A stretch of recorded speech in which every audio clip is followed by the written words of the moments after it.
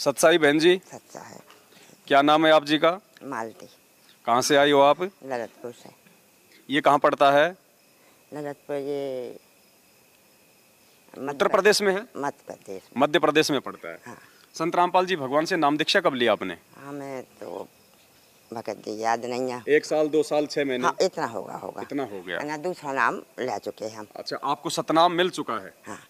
और अब आप सात संगति से आप जुड़ चुकी हैं? हाँ जी। सात संगति की वीडियो देखती हैं? जी।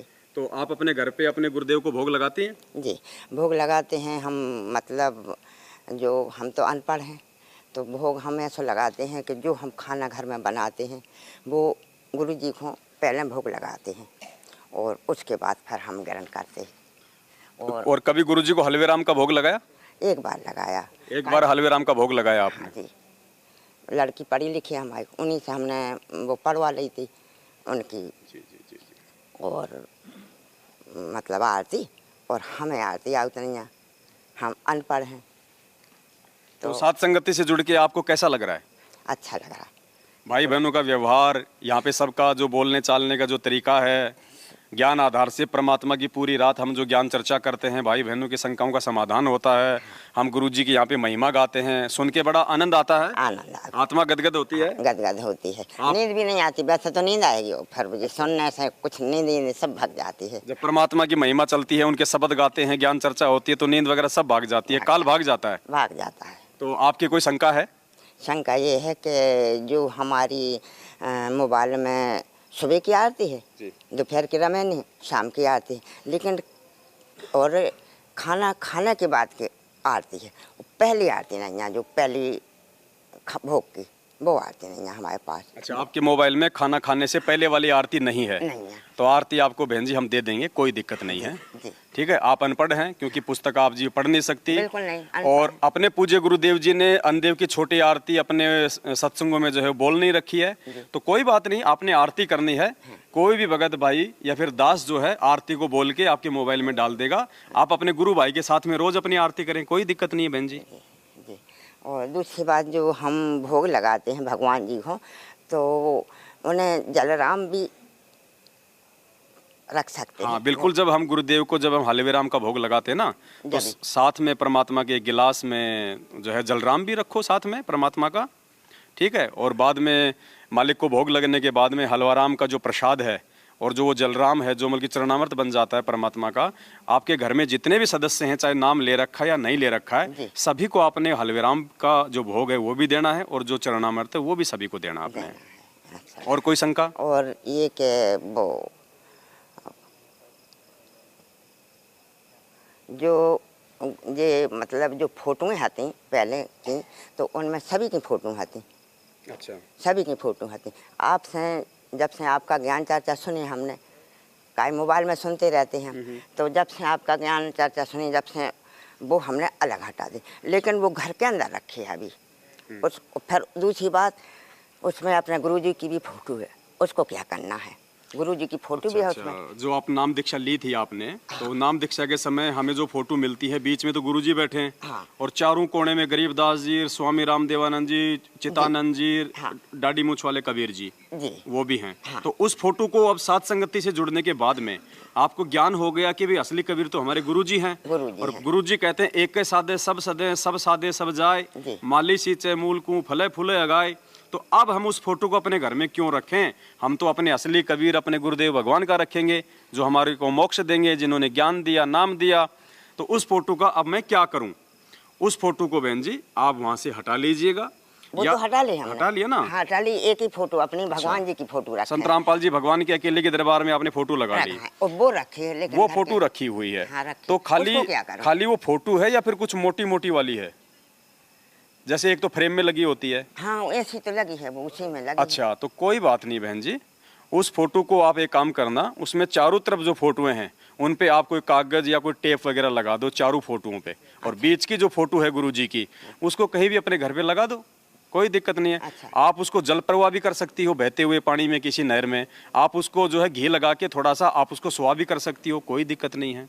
तो हम तो भगत जी यही चाहते हैं कि उसको घर में भी नहीं रखा जाए, लेकिन गुरुजी है ना उसमें बीच में, उनको कैसे करें? कोई दिक्कत नहीं है। जब गुरुजी की कोई फोटो है, गुरुजी का कोई मंत्र कार्ड है, गुरुजी को कोई या कोई पुस्तक है, जब वो फट जाती है, वो कट जाती है, वो ज़्यादा दिन हो जाते हैं, तो फिर उसका हम क्या करते हैं? उसको हम घी लगा के उसको हम जो है मतलब कि अग्नि में हम उसको सवा कर देते हैं, या उसको बहते हुए किसी नहर में पानी में हम उसको जो है जल प्रवाह कर देंगे, उसमें कोई दोष नहीं लगता है। अपना गुरुजी है उसमें, हाँ हाँ, तो उनको भी कोई दिक्कत नहीं बहन जी, फोटो है, उसको गुरुजी की फोटो है ना। फोटो जैसे आज हमारे गुरुदेव की फोटो लगी हुई है, जी।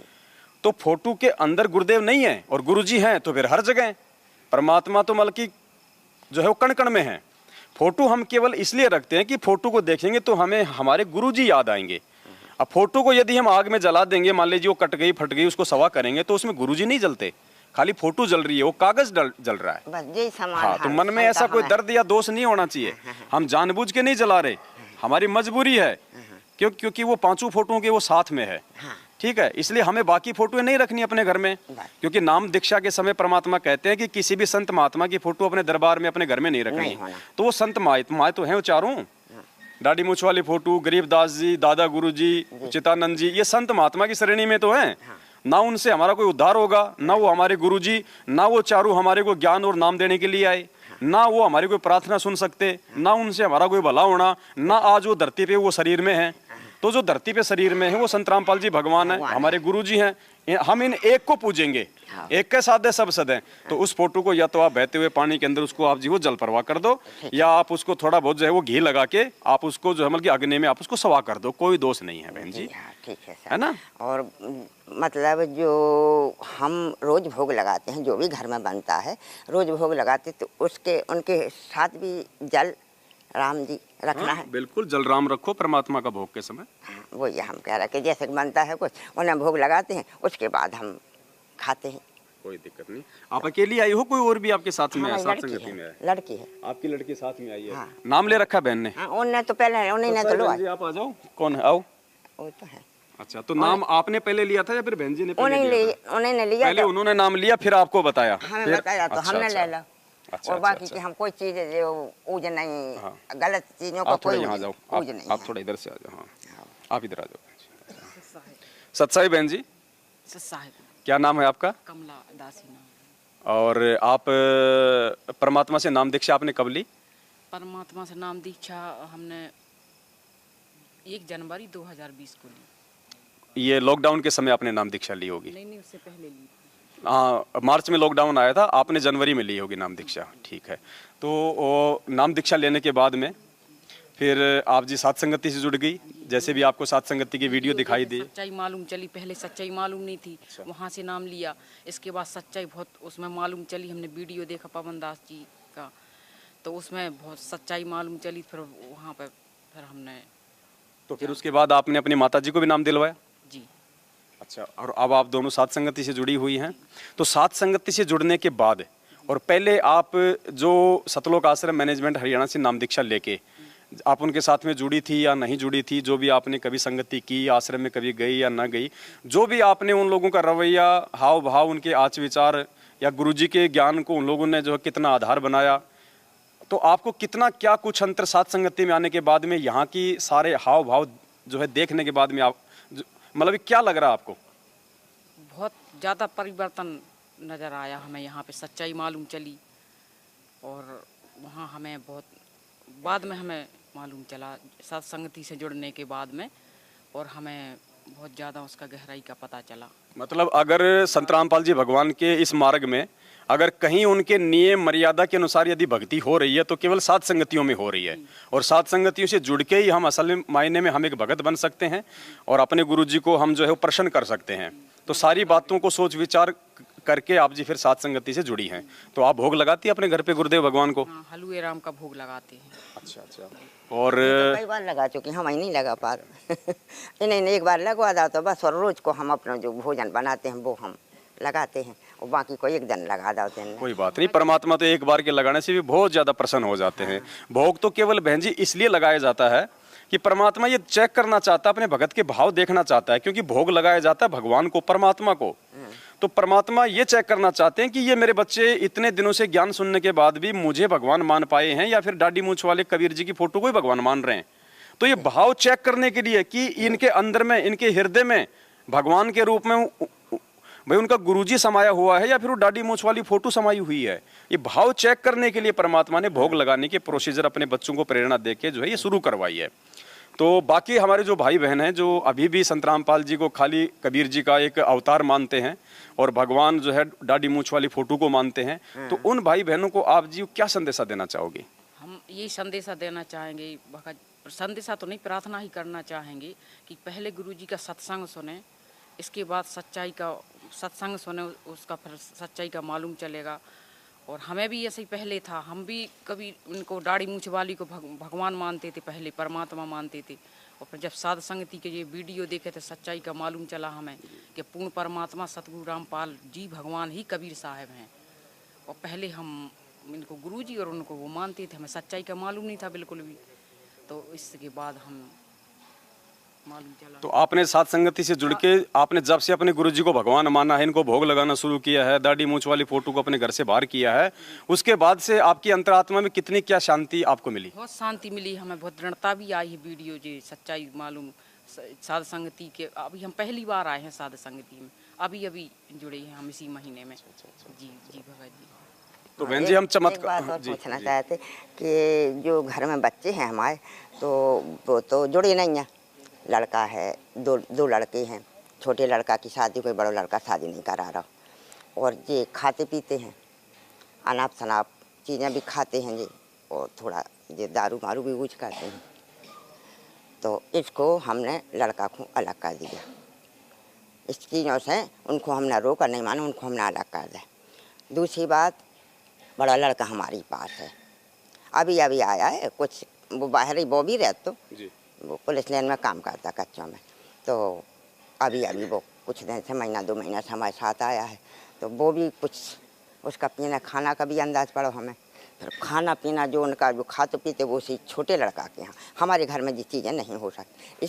इन चीज़ों तो हम पहले से नफरत करते गुरु जी, भगत जी, इन चीज़ों से पहले से ना, पहले हम बहुत से देवी देवता पूजाते, सब सारे देवी देवता पूजाते। शाम सवेरे 1-2 घंटा लग जाते थे पूजा करे में। 4 बजे नहाते थे, 4 बजे अभी भी नहाते हम, अभी भी नहा के ही हम आरती करते, मंगलाचरण करते पहले, उसके बाद हम नहा धो के और फिर उनकी आरती करा भगवान जी। तो हम ये पूछना चाहते कि जैसे लड़का बहू है, नाती नाता है छोटे छोटे 2, उन्हों जैसे कोई परेशानी आ जाए तो उन्हें मदद पैसा देला, हमें पेंशन मिलती है। इन्हों कुछ मदद जैसे परेशान भी हुए तो मदद कर सकते हैं। दूसरी बात, वे छोटे बच्चे हैं हमारे पास आ जाते वो, तो उन्हों खाना पीना भी देते हैं हम। खाना पीना देने के बाद जो बर्तन, अब तो छोटे बच्चे छोड़ देते हैं तो वो बर्तन भी धोना पड़ते हमें। और बड़े लड़का का भी वो भी नहीं धोता तो उसके भी धोना पड़ते। इसमें हम कोई दोष तो नहीं। देखो बहन जी, बात ऐसी है, परमात्मा कहते हैं कि कबीरा तेरी झोपड़ी गलकटियन के पास, जो करेगा सो भरेगा, तू क्यों भैया उदास। गुरुदेव के जो नियम हैं, जो मर्यादा हैं, उनमें रहते हुए आप केवल अपनी भक्ति कीजिएगा। लड़का शराब पीता है, मांस खाता है, बहू क्या करती है, कौन क्या करता है, आपने उनकी किसी भी उस क्रिया में साथ नहीं देना जो गुरु जी के ज्ञान के विरुद्ध है। ठीक है, बाकी वो आपके घर में रह के चाहे वो कितना खाएं कितना पिएं, उसमें आपको कोई दोष नहीं है। उनके पास भी जूठे बर्तन वगैरह हम उनके, हाँ, बच्चा अगर जैसे मांस खाता है, हाँ, अगर उस थाली में अगर वो मीट खाता है तो बिल्कुल वो नहीं, हमारे घर में तो हो ही नहीं था। अच्छा। वो जाता है छोटे भाई के पास। अच्छा। अपना जब जो उसको शौक करने होता है तो छोटे भाई के पास चला जाता है, हाँ। वहाँ कर जाता। हमारे घर में तो बर्तन तो भी उसमें कोई दिक्कत नहीं है। अगर वो सादा खाना यदि अपने घर पे खा रहा है ना, हाँ। तो उनके बर्तन साफ करने में कोई दिक्कत नहीं है। यदि वो आपके घर में यदि वो मीट ला के खाता है तो वो बर्तन हमने बिल्कुल साफ नहीं करने। तो उसको बिल्कुल, ये तो हाँ। हमने कह दी कि भैया रही बात रहना है तो रहो, लेकिन हमारे घर में ये नहीं होगा। हम दीक्षा लाए और पहले से हम इस चीज़ों से नफरत करते, पहले भी नहीं करा हमने जी। रही बात जो छोटे बच्चे हैं आपके परिवार में, आपके पोते पोती दोते नाती नाती जो भी है, तो कोई बात नहीं है, छोटे बच्चे हैं, दादा दादी के पास में आ जाते हैं, खेलेंगे कूदेंगे खाएंगे पिएंगे, बढ़िया खिलाओ बढ़िया पिलाओ उनको, कोई दिक्कत नहीं है उनमें। आपकी जो पेंशन आती है आप उसमें से अगर उनको सहयोग वो अगर वो कर देती हैं तो उसमें कोई दिक्कत नहीं है इस प्रकार से। भैया हम कह रहे कि जैसे परेशान है कछु चीज में अपन उनको संजोग दे सकते, कोई दिक्कत नहीं है। मदद करना परमात्मा ने एक भगत को बताया है कि जो अपने सु और कहे एक के पीठ पिछान, भूखियां भोजन देते पहुंचेंगे परवान। मदद करनी चाहिए। परमात्मा कहते हैं दया बिना दरवेश कसाई। जिसके हृदय में दया नहीं है वो कसाई के तुल्य है। लेकिन मर्यादा, अपनी मर्यादा तो जो मदद है वो अपनी मर्यादाओं में रह के करनी है। राजा जनक की तरह हमने भावनाओं में बह के अपने पुण्यदान नहीं कर देने किसी को। ये ज्ञान इसलिए दिया गुरु जी ने। किसी को अगर कोई ऐसी मदद है जिस मदद से हमारी भक्ति और मर्यादाओं पे दिक्कत आनी है तो वो मदद हमने बिल्कुल नहीं करनी, चाहे कोई कितना रोए कितना चिल्लाए। भक्ति बर्बाद नहीं करनी। किसी को दान नहीं करते अब हम, किसी को भी नहीं दान, बिल्कुल नहीं। खाना खिला देते, अगर कोई आ जाए तो खाना हम खिला दे, बाकी का कोई मदद नहीं। खाना जो खाना की बोल रही हैं, जो अन्नदेव को जो खाना, वो अन्नदेव की आरती करके जो खाना लगाते हैं उनका बोल रही हैं जलराम रखने का। अच्छा, आप अपने घर पे जो अन्नदेव की जो आरती करती हैं, जैसे नॉर्मली हम खाना खाते हैं सभी, और एक रोटी का टुकड़ा सब्जी थोड़ा सा रख के जो अन्नदेव की छोटी आरती जो बड़ी आरती बोलते हैं उसमें, हाँ तो उसमें भी हम पानी का गिलास हम रख सकते हैं, कोई दिक्कत नहीं है। वो पीना तो हम नहीं है, वो तो हमने उसमें कोई दिक्कत नहीं बहन जी। वो ये नहीं, कोई ने बताया। लेकिन जैसे हम एक गिलास हमने पानी का भर के जब हम खाना खाते हैं, हमने एक गिलास भर के रख लिया और हमने अन्नदेव की आरती की। अगर हमने पानी की भी यदि हमने आरती की, यदि हमने भोग लगाया पानी का, तो वो पानी फिर हमने पूरा पीना पड़ेगा। चाहे एक बार में पियो चाहे 2 बार में पियो, उस पानी को परमात्मा को भोग लगने के बाद में उसको फेंकना नहीं है उसको। हाँ, वो तो पीते ही है, वो कैसे फेंक दे, भगवान जी को कैसे फेंक दे। हाँ, तो उसमें कोई दिक्कत नहीं है बहन जी। नहीं फेंकते उसको कभी नहीं, वो तो थोड़ा ही थोड़ा इतने छोटे से गिलास में रखा था उनको भोग को, और बस अपनों वो और पहले मतलब जो आरती करके और प्रसाद भी पा ले। भगवान को परमात्मा आप पाओ और हमें दो दासी को आप पाओ, परमात्मा जी हम दासी को दो। हाँ, परमात्मा तो आते हैं मालिक, बस हमारे भाव होने चाहिए। बाकी मालिक तो रसपान जरूर करते हैं। जब कोई भगत भाव से भोग लगाता है तो परमात्मा तो जरूर उसको सूक्ष्म रूप में उसको ग्रहण करते हैं। हम अरदास करते हैं मालिक से। शीशे में चलना उनका भोलक है। चरणामृत रोज लेती हो? हाँ, सुबह उठते रोज लेती हो ना चरणामृत? हाँ, वो रोज ही लेना होता है चरणामृत। तो हम चरणामृत वो ऐसा लेते हैं कि आरती मारती करके, जो मंगलाचरण तो हम पहले ही कर लेते, उठे अपना जैसा बाहर आ जाने बाद थोड़े बाथरूम और हाथ मुँह धो के मंगलाचरण कर। उसके बाद अगर हम 4 बजे उठ जाए तो उसके बाद फिर हम मंगलाचरण करके और थोड़ी माला भी करें, उसके बाद फिर हम नहा धो के आरती करें। फिर हम नहा धो के आरती करके उसके बाद हम चरणामृत पी जाते। कोई बात नहीं, चाहे आरती से पहले ले लो, चाहे आरती के बाद ले लो, चाहे सुबह उठते ले लो, जैसे ही मर्जी, लेकिन रोज लेना है। बस कहने का मतलब ये है। रोज ले। परमात्मा कहते हैं चरणामृत कदाचित पावे, 84 कटे लोक सिंधावे।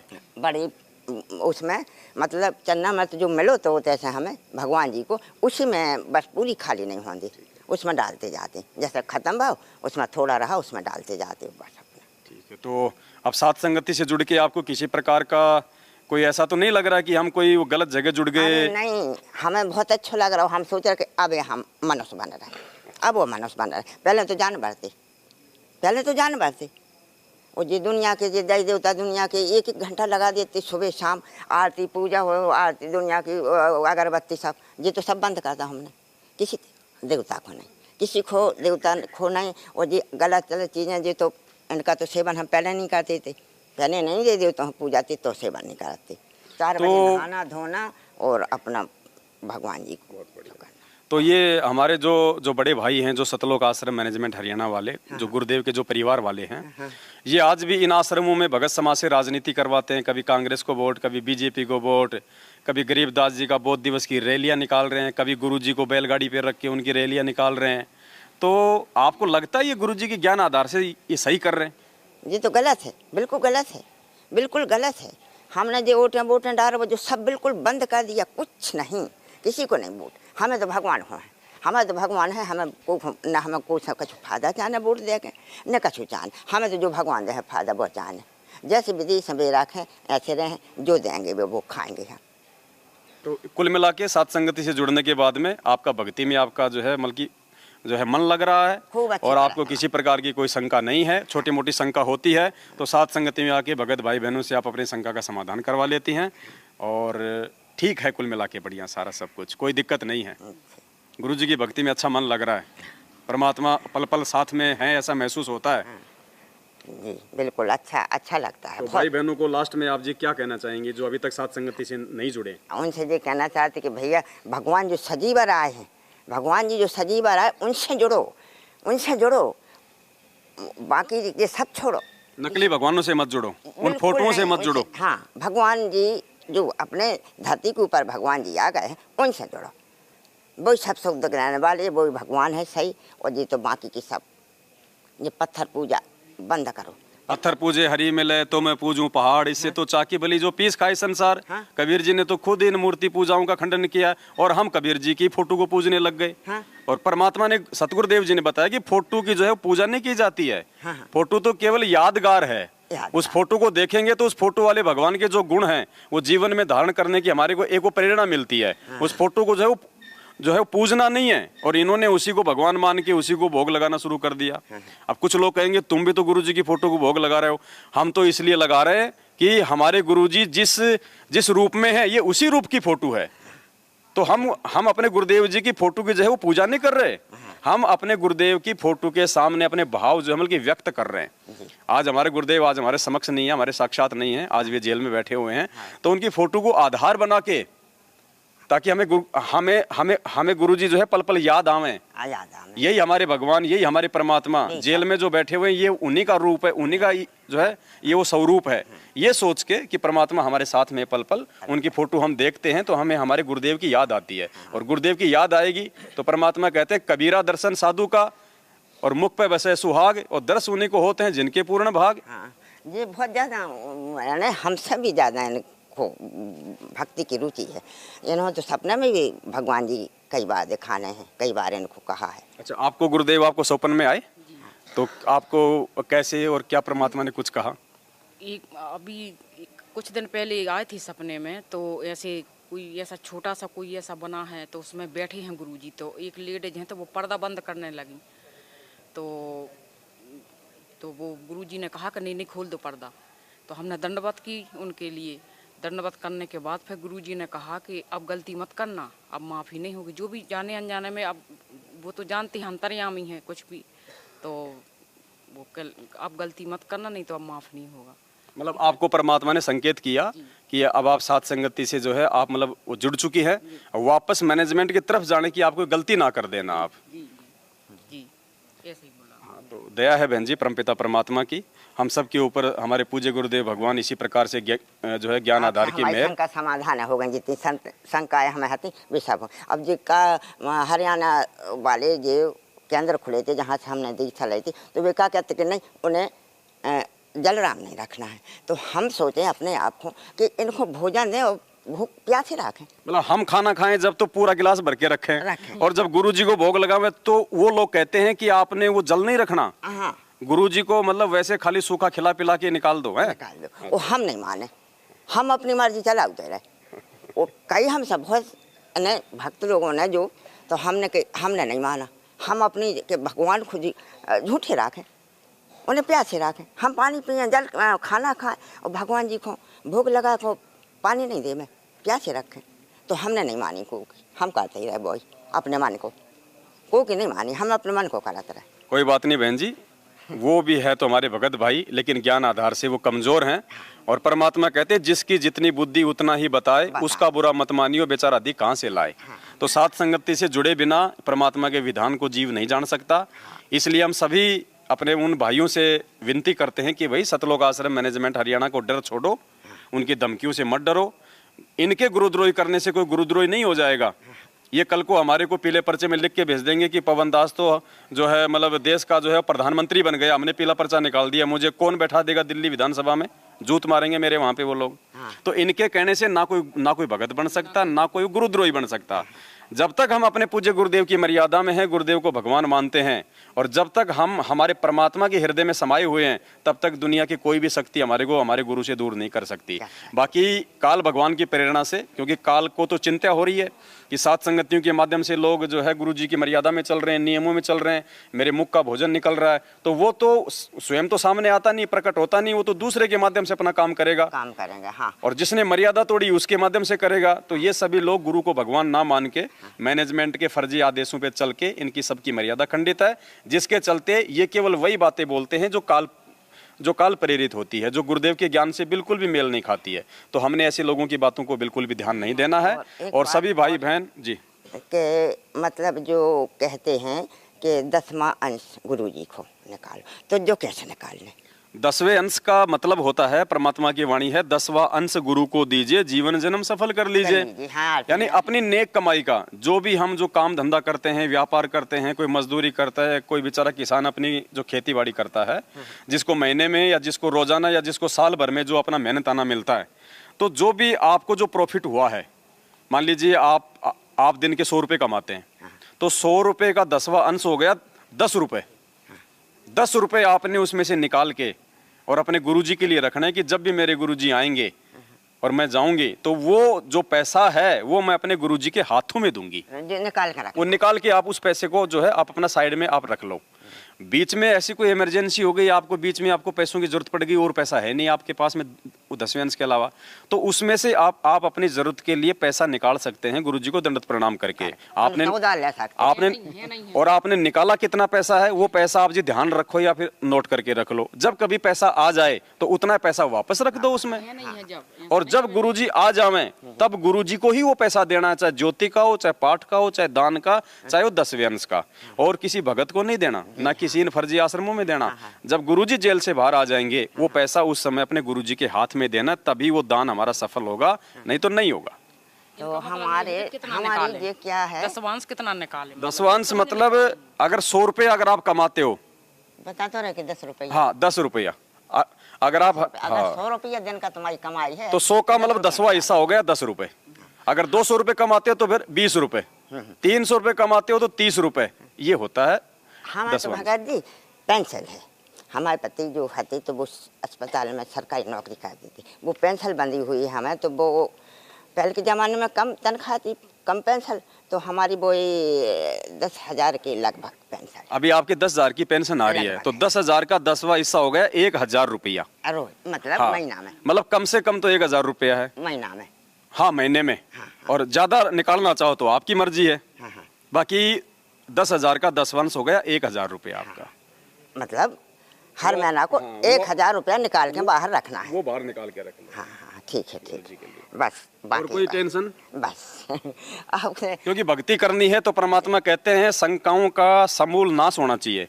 अगर शंका होगी तो हम भक्ति नहीं कर पाएंगे। और दूसरी बात क्या है कि कभी कभी बच्चों हम डांट भी देते, गाली भी दे देते, मार भी देते, तो जो तो नहीं में कुछ गलत, वैसे हमारे लड़के लोग हैं जैसे, तो जैसे अगर अपने किसी चीज़ को रोका, अब वो नहीं माने या हमसे कछ जिद कही तो हम गाली गलौच भी कर देते, देखो ऐसा है, मार भी देते। देखो ऐसा है, मतलब घर में छोटे बच्चे हैं, बच्चे तो शरारती होते हैं, बच्चों को ज्ञान थोड़ी होता है। हाँ। बच्चे थोड़ी ना कोई ज्ञान को समझ पाते हैं, वो तो देखा देखी लग रहे हैं जैसा हाँ। उनके माता पिता कर रहे हैं। हाँ।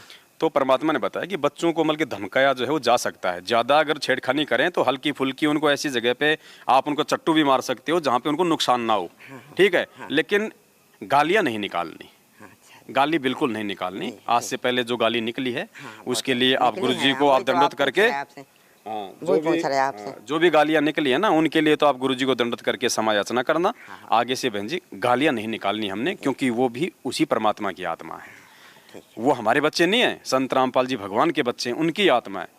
और भगवान के बच्चे को अगर कोई गाली देगा, उनको मारपीट करेगा तो भगवान कितना नाराज होता है बहन जी। तो आज से पहले जो अनजाने में गलती हो गई उसके लिए परमात्मा से नाक रगड़ के माफी मांगना, और आगे से हमने गालियां नहीं देनी। बाकी बच्चों को हम डरा सकते हैं, हम उनको धमका सकते हैं, ज्यादा शरारत करें तो हल्का फुल्का कोई मार का भी हम उनको प्रयोग कर सकते हैं, लेकिन ऐसी जगह मारने के लिए परमात्मा ने मना किया है, जैसे होठ है, नाक है, कान है, जैसे उनको मतलब जहां मारने से बच्चों को नुकसान हो वहां उनको नहीं मारना।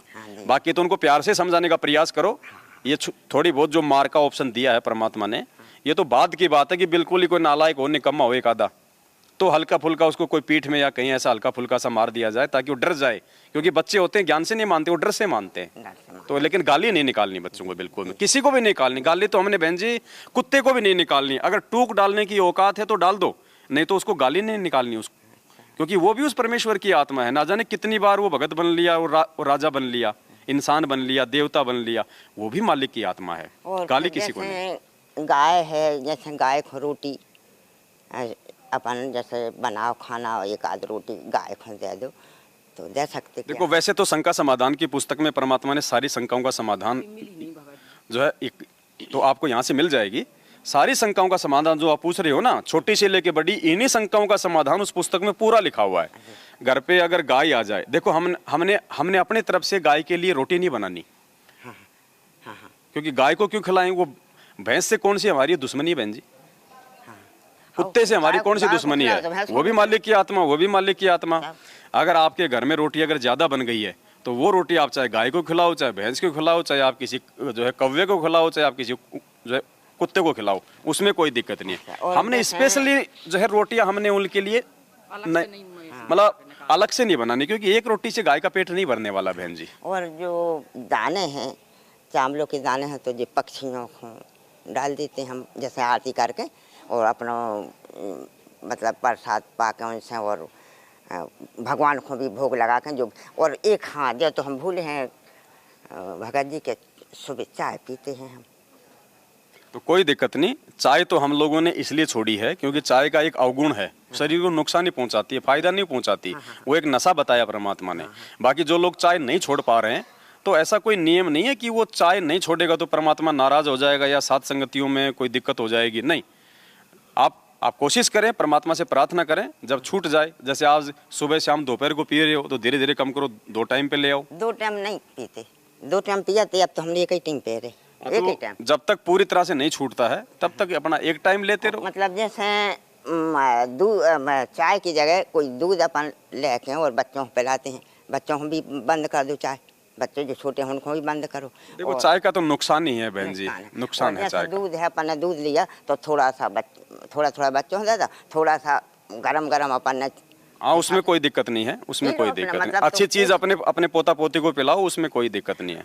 बाकी चाय अगर आप नहीं छोड़ पा रही हैं तो ऐसी कोई आपत्ति वाली बात नहीं है, आप बना के पियो चाय अपनी, और जब परमात्मा दया कर दे तो छोड़ देना, उसके बाद में नुकसान नहीं, कोई फायदा तो है नहीं उस चीज का। एक टाइम की तो छोड़ ही दे, ठीक है, एक ही टाइम सुबह। धीरे धीरे परमात्मा वो भी मेहर करेंगे मालिक से, अगर हम अंदर से अगर इच्छा होगी तो परमात्मा दया करेंगे।